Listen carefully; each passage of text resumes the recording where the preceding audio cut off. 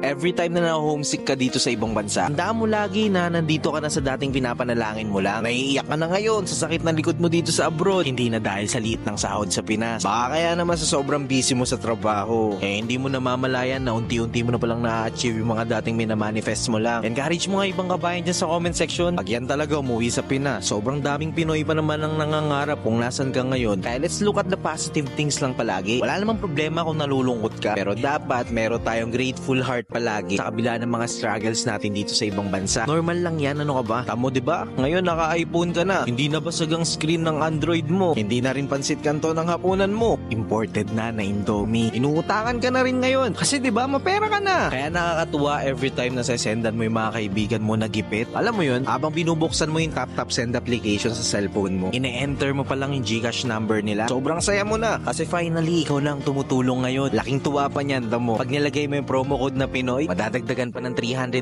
pesos yung ipapadala mo. Mabilis na, high exchange rates, may bonus pa na 390 pesos dahil sa promo code na Pinoy. If titignan mo naman talaga kabayan, malayo-layo ka pa nga. Pero try mo lumingon sa likod, malulula ka at sobrang layo mo na. Basta wag ka lang mapapagod lumaban. Lakasan mo lang palagi ang loob mo para sa mga taong naniniwala sa'yo. Pag nadapa, umayo. Pag umiyak, edi punasan mo. Tapos laban ulit. Kaya mo yan. I-motivate lang natin yung isa't isa. Kaya i-share mo na tong video na to, kabayan.